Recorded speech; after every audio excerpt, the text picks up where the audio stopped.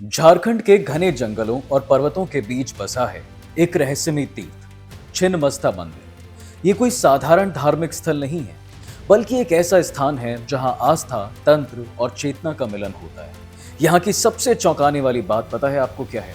ये देवी अपना ही सिर को काटकर 3 धाराओं में अपना रक्त प्रवाह करती हैं, एक खुद के लिए और 2 अपनी सखियों के लिए। ये सिर्फ एक पौराणिक कथा नहीं है, बल्कि एक गहरा संकेत है अहंकार की समाप्ति, स्वयं का समर्पण और पूर्ण चेतना की प्राप्ति का। छिन्नमस्तिका यानी कि वो शक्ति जो अपने निजी स्वार्थ को मिटाकर टोटैलिटी को पोषित करती है। ये देवी 10 महाविद्याओं में से एक है, वो 10 रूप जो मां पार्वती ने संसार की रक्षा के लिए धारण किए। छिन्नमस्ता का एक रूप जितना भयावह प्रतीत होता है, उतना ही वो भीतर से ज्ञान, त्याग और चेतना का प्रतीक है। उनका संदेश साफ है, जब तक तुम अपने मैं को नहीं काटते, तब तक तुम सच्ची मुक्ति को नहीं जान सकते। दोस्तों, कहते हैं कि इस मंदिर की चौखट से राहु जैसे ग्रह भी डरते हैं। अगर कोई व्यक्ति राहु के प्रभाव से पीड़ित हो, तो यहाँ सिर्फ एक सरल क्रिया से उसकी पीड़ा शांत हो सकती है। बस एक पोटली में उड़द दाल लेकर आए, उसे अपने सिर के ऊपर से 7 बार घुमाएं, फिर मंदिर की चौखट को छूकर पास बहती भेड़ा नदी में उसे प्रवाहित कर दें। शास्त्रों और लोक विश्वासों के अनुसार इससे राहु का प्रभाव तुरंत से कम हो जाता है। ये मंदिर सिर्फ एक धार्मिक स्थल नहीं है दोस्तों, एक जीवंत कहानी है। कई पीढ़ियों से यहाँ की साधकों ने एक ही बात को महसूस किया है, और वो है देवी की उपस्थिति। कहा जाता है कि अमावस्या की रात जब मंदिर के द्वार बंद कर दिए जाते हैं, तब एक रास्ता ऐसा है जिससे देवी के पायल की आवाज सुनाई देती है, जैसे वो स्वयं मंदिर में प्रवेश कर रही होती है।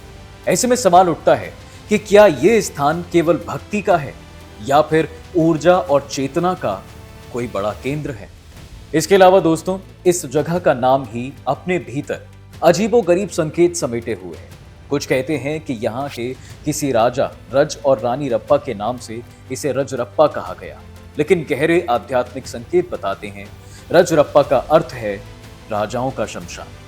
ये वही स्थान है जहां प्राचीन राजाओं की समाधियां बनती थीं, जहां तांत्रिक साधनाएं होती थीं, और जहां आज भी योगी तांत्रिक साधना के लिए आते हैं। कहते हैं कि नाथ परंपरा के महान सिद्ध योगी काफीनाथ स्वयं यहां पर आए थे। देवी से वज्र तंत्र सीखे, वो तंत्र जो कभी डाकनियों के बीच ही सीमित था, वो यहाँ मानव समाज को भी मिला। ध्यान देने की बात यह है दोस्तों कि जब हम छिन्नमस्तिका की बात करते हैं, तो केवल एक देवी की नहीं, बल्कि उस चेतना की बात करते हैं जो भय, भूख और भोग तीनों को त्याग और तंत्र से बैलेंस करती है।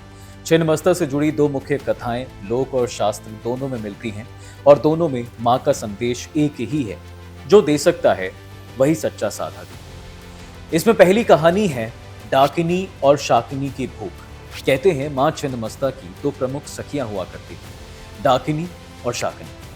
ये दोनों दिव्य शक्तियां जब देवी के साथ युद्ध भूमि में गईं, तो वहां उनका शरीर थक गया था, चेतना कमजोर पड़ने लगी और उन्हें भयानक भूख लगने लगी। उन्होंने मां से भोजन मांगा था।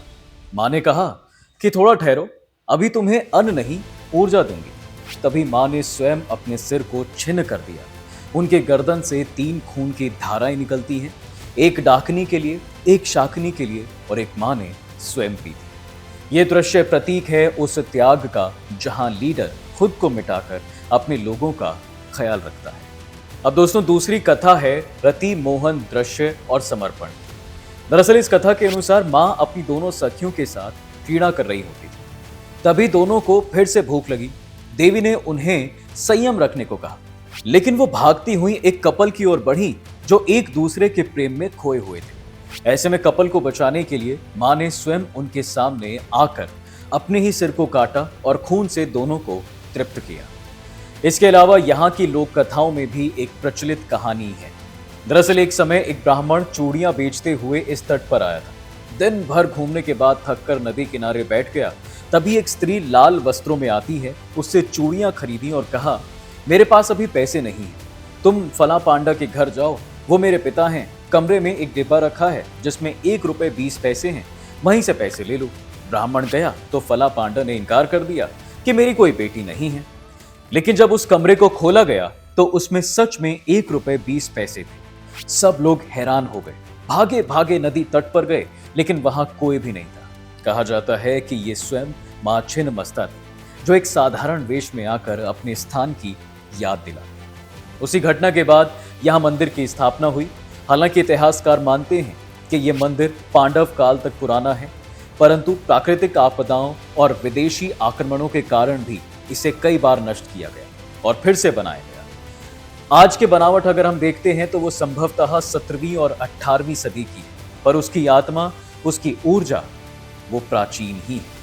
अब दोस्तों, इस मंदिर के नाम का एक और रहस्य है। दरअसल रजरप्पा का असली अर्थ है राजाओं का अंतिम विश्राम स्थल। इस स्थान को कभी महाशमशान कहा जाता था, जहां सिर्फ राजाओं या तांत्रिकों की समाधियां बनाई जाती थी। यहां अघोर तांत्रिक और नवनाथ सिद्ध भी आते थे, जिनकी साधनाएं केवल शव के पास रात के समय भैरवी नदी के तट पर होती थी। यहाँ भैरवी नदी, जिसे स्थानीय लोग भेड़ा कहते हैं, वो दामोदर नदी से जा मिलती है।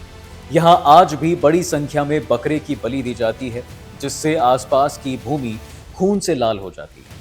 इसके अलावा यह मंदिर भारत के 3 तांत्रिक साधना के बड़े केंद्रों में से एक है, जिनमें पहला है असम का कामाख्या मंदिर, बंगाल का तारापीठ मंदिर और तीसरा है झारखंड का छिन्नमस्तिका मंदिर। इसके अलावा दोस्तों, रजरप्पा को शांत बैठा हुआ तीर्थ भी कहा जाता है, क्योंकि यहाँ शक्ति प्रकट तो है, लेकिन केवल उन्हीं को दिखती है जो साधना से जुड़े होते हैं।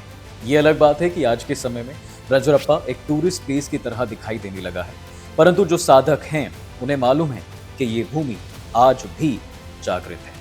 तो दोस्तों, ये थी आज की वीडियो झारखंड में स्थित रजरप्पा मंदिर की रहस्यमय दुनिया को लेकर। अगर आप भी कभी रजरप्पा मंदिर गए हैं तो कमेंट करके हमें जरूर बताएं कि आपका यहाँ जाने का अनुभव कैसा रहा था। इसके अलावा अगर वीडियो अच्छी लगी हो तो इसे लाइक और शेयर जरूर करें। साथ ही हमारे चैनल द डिवाइन टेल्स को सब्सक्राइब करना बिल्कुल ना भूलें।